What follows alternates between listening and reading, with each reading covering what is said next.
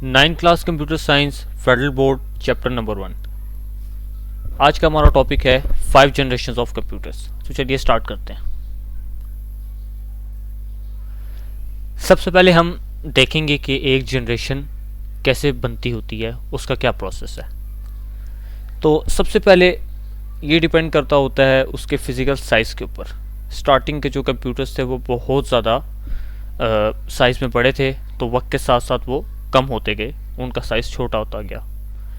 इसके बाद ये चीज़ डिपेंड करती होती है प्रोसेसिंग स्पीड के ऊपर। स्टार्टिंग में जो हमारे पास कंप्यूटर्स थे वो बहुत ज़्यादा पावर कंज्यूम किया करते थे, कॉम्प्लेक्स थे, लेकिन वक्त के साथ साथ उन्होंने अपने आप को मेंटेन कर लिया। उनकी जो प्रोसेसिंग स्पीड थी वो भी सही हो गई, वो फास्ट हो गए। इसके बाद हमारे पास आती है मैन्युफैक्चरिंग कॉस्ट। स्टार्टिंग के अंदर जो हमारे पास कंप्यूटर्स थे वो बहुत ज़्यादा कॉस्टली हुआ करते थे, उनको बनाना बहुत ज़्यादा मुश्किल था। लेकिन आजकल आप देखते हैं कि कंप्यूटर्स बहुत ज़्यादा चीप हैं। तो इनका टाइम पीरियड अगर आप देखें तो नीचे मेंशन है 1940, 1960, 1980, 2000 और प्रेजेंट, जिसमें हम लोग आज जी रहे हैं। नीचे लिखा हुआ है a new generation is born only when the core hardware fundamentally change, यानी जब भी हार्डवेयर की शेप चेंज हुई तो एक नई जनरेशन वजूद में आई। इसके बाद हम बात करेंगे फर्स्ट जनरेशन ऑफ कंप्यूटर्स की। इसका जो टाइम पीरियड था वो था 1940 से लेकर 1956 तक। वैक्यूम ट्यूब्स इनके अंदर यूज़ की गई थी। तो वैक्यूम ट्यूब्स आप देख सकते हैं, पिक्चर के अंदर भी मेंशन है। तो ये क्या होती थी कि ये लार्ज ग्लास कंपोनेंट्स होते थे। वैक्यूम ट्यूब्स जो थी वो स्लो थी, एक्सट्रीमली अनरिलायबल थी, एक्सपेंसिव थी, बनाना इनको बहुत ज़्यादा महंगा था, ठीक है, और हीट अप बहुत जल्दी हो जाया करती थी। बहुत ज़्यादा इनके लिए पावर नीड होती थी इनको ऑपरेट करने के लिए। एग्जांपल्स अगर हम देखें तो इनमें है ENI AC है, UNI VAC1 है, IBM 604 है और मार्क 1 है। साइड पे आप देख सकते हैं ये बेसिकली इस तरह इनको ऑपरेट किया जाता था कि इंसान इसको खुद ऑपरेट किया करते थे। मेरा आप लोगों से एक क्वेश्चन है जिसका आंसर आपने कमेंट्स में देना है कि अगर आप 1950 के अंदर होते और आपके पास फर्स्ट जनरेशन कंप्यूटर होता तो सबसे बड़ी प्रॉब्लम आप लोगों के लिए क्या होती। 3 ऑप्शन यहाँ पर मेंशन है, इसमें से एक करेक्ट है, तो आपने ये कमेंट के अंदर लिखना है। अब हम मूव करेंगे अपनी सेकंड जनरेशन के ऊपर। सेकंड जनरेशन जिसका टाइम पीरियड था 1956 से लेकर 1963। इसमें ट्रांजिस्टर्स यूज हुए थे। They completely replace vacuum tubes. इन्होंने रिप्लेस कर दिया था वैक्यूम ट्यूब्स को। ये साइज में भी छोटी थी, फास्टर थी, रिलायबल थी और कॉस्ट इफेक्टिव थी एज कम्पेयर टू जनरेशन 1, यानी किसकी मैं बात कर रहा हूँ, वैक्यूम ट्यूब्स की। Example UNI VAC2, IBM 7030, CDC 1604, तो ये इसकी एग्जाम्पल्स हैं।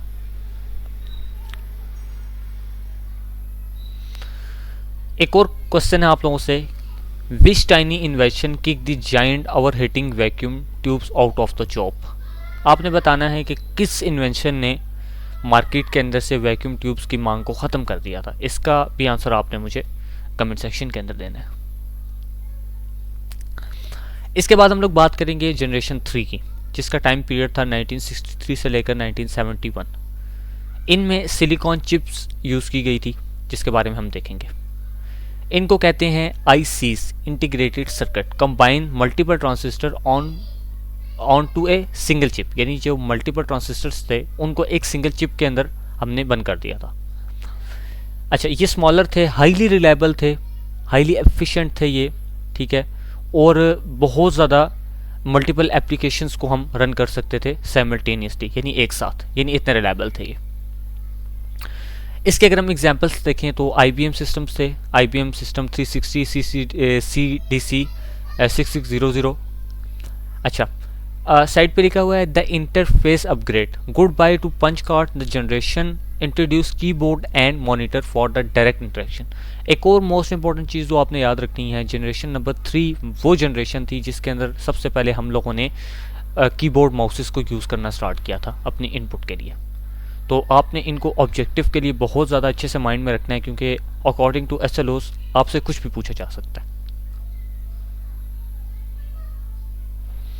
एक और मेरा आप लोगों से क्वेश्चन है, what massive upgrade change how human interacted with computer during third generation. तो इनमें 3 क्वेश्चन हैं, मैंने आपको पीछे बताया भी है मोस्ट इंपॉर्टेंट, तो इसमें से आपने मुझे करेक्ट आंसर कमेंट में बताना है। हम आगे मूव करते हैं।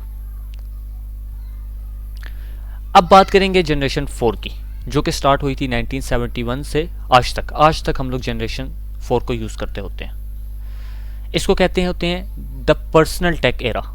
ये आप देख सकते हैं, माइक्रो प्रोसेसर्स की तस्वीर आपको नज़र आ रही है। तो इसमें बेसिकली हमने माइक्रो प्रोसेसर्स को यूज़ किया गया था द ब्रेन के नाम से। Integrating entire processing unit into a single chip using LSI and VLSI technologies. यानी हमने क्या किया कि बहुत सारी जो हमारे पास चिप्स थी उनको एक सिंगल हमने कंपोनेंट के ऊपर बंद कर दिया। अच्छा, ये बहुत ज़्यादा फास्ट है ये, ठीक है। साइज़ भी इनका छोटा था, स्टोरेज की कैपेबिलिटीज़ भी इनकी बहुत अच्छी थी, पोर्टेबल थी और एसेसिबल थी। अगर एग्जांपल्स मैं आपको बताऊं, जो लैपटॉप्स हम लोग यूज़ करते हैं, जो हम स्मार्टफोन्स यूज़ करते हैं, इंटेल के जितने भी हमारे पास सिस्टम्स हैं, एप्पल मैकबुक प्रो की अगर हम बात करें, तो ये तमाम जो हमारे पास एग्जांपल्स हैं ये जनरेशन 4 की है।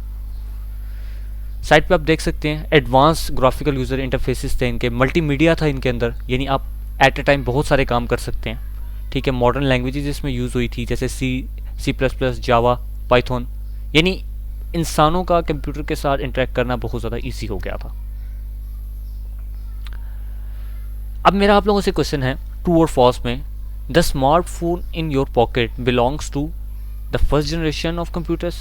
क्या ये ट्रू है या फॉल्स है, आपने मुझे कमेंट में बताना है। ओके, अब हम बात करेंगे जनरेशन नंबर 5 की, जो कि प्रेजेंट में भी हम यूज़ कर रहे हैं और इन द फ्यूचर भी हम जनरेशन 5 को यूज़ कर रहे होंगे। तो एक चीज़ आपने याद रखनी है, करेंटली हम लोग 2 जनरेशन्स को यूज़ कर रहे हैं, एक तो जनरेशन 4 है और एक जनरेशन 5 है। जनरेशन 5 उस तरह नहीं है ये अभी तक, बट फिर भी कहीं ना कहीं हम उसको यूज़ कर रहे हैं। ओके, इसका मेन कॉन्सेप्ट क्या है, आर्टिफिशियल इंटेलिजेंस, ठीक है, और जो पैरेलल प्रोसेसिंग हो रही है उसको हम जनरेशन 5 कहते हैं।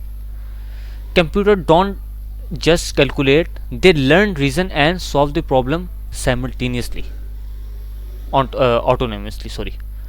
यानी अब क्या है, कंप्यूटर कैलकुलेट भी कर रहा है, रन भी कर रहा है, रीजन भी कर रहा है, और क्या कर रहा है, प्रॉब्लम को सॉल्व भी कर रहा है, और ये सारा वो एक साथ कर रहा है। अच्छा, अगर इसके एग्जांपल्स मैं आपको बताऊं तो हमारे पास एक्सपर्ट सिस्टम्स हैं, रोबोटिक्स हैं, ठीक है, इन मेडिकल। अच्छा, और ऑटोनोमस इंजीनियरिंग के जो हमारे पास चीज़ें हैं, यानी आप कह सकते हैं कि जो रोबोटिक्स है बेसिकली वो हमारे पास जनरेशन 5 है, ठीक है। अगर इसके इंटरफेसेस की बात करें तो नेचुरल लैंग्वेज प्रोसेसिंग है, जैसे हम ChatGPT से बात करते हैं, ठीक है, हम इनपुट दे रहे होते हैं उसको, वॉइस के ज़रिए हम इससे इंटरेक्ट कर सकते हैं, ठीक है। और हम लोग गेस्चर्स, यानी हम अपने सिर्फ हाथों के इशारों से इनको कंट्रोल कर सकते हैं। आप एक पिक्चर देख सकते हैं कि एक रोबोट ऑपरेशन कर रहा है, तो ये हमारे पास क्या है, ये जनरेशन 5 है हमारे पास। ओके, मेरा आप लोगों से आपको एक क्वेश्चन है, what is the ultimate goal of 5th generation computers. आपने मुझे इसमें से करेक्ट आंसर कमेंट में बताना है। अब हम क्या करेंगे, एक पूरा कंपैरिजन देख लेते हैं। आप चाहें तो आप इसका स्क्रीनशॉट भी ले सकते हैं, क्योंकि ये बहुत ज़्यादा इंपॉर्टेंट है आपके एग्जाम्स के पॉइंट ऑफ व्यू से। आप देख सकते हैं कि मैंने यहाँ पर जनरेशन्स को भी मेंशन किया हुआ है विद देयर टाइम पीरियड, ठीक है।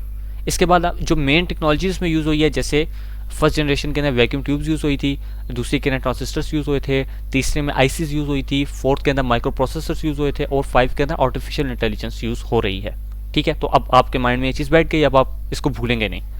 की कैरेक्टरिस्टिक्स की अगर हम बात करें तो वो मैसिव स्लो थे, फर्स्ट हाई हीट कॉज करते थे, ठीक है। सेकंड की अगर हम बात करें तो स्मॉलर थे, रिलायबल थे, चीपर थे। अच्छा, थर्ड की अगर हम बात करें तो मल्टीटास्किंग के लिए अच्छे थे, उनको पोर्ट करना आसान था, यानी पोर्टेबल थे वो। अच्छा, इसके बाद हम 5th की बात करें तो वो भी पोर्टेबल थे, ठीक है, और उनकी स्पीड भी बहुत ज़्यादा अच्छी थी। 5th की अगर हम बात करें तो रीजनिंग, लर्निंग और ऑटोनोमस थे। इनपुट आउटपुट आप देख सकते हैं कि हम कैसे देते थे। फर्स्ट के अंदर हम लोग देते थे थ्रू पंच कार्ड्स और प्रिंट आउट्स के, ठीक है। सेकंड के अंदर हम क्या करते थे, कार्ड्स एंड टेप्स के ज़रिए हम इनपुट दिया करते थे। सही हो गया।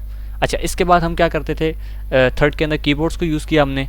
अच्छा, फोर्थ के अंदर भी हमने माउसेस को यूज़ किया, हमने ग्राफिकल यूज़र इंटरफेस को यूज़ किया, टच स्क्रीन को यूज़ किया। और अभी जो एडवांस सिस्टम्स हैं, यानी जो 5th जनरेशन है, उसके अंदर है वॉइस हैं, गेस्टर्स हैं और सेंसर्स हैं।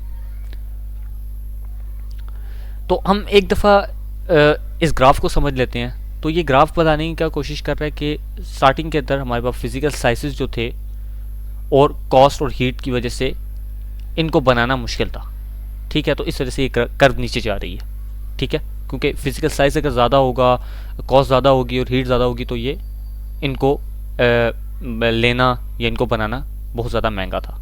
ठीक है, लेकिन जब स्पीड अच्छी हुई, स्टोरेज अच्छी होगी, इनको कैपेबल, इनको रखना आसान हो गया, इनको संभालना आसान हो गया, तो आप देख सकते हैं कि इनकी कर्व्स ऊपर जा रही हैं।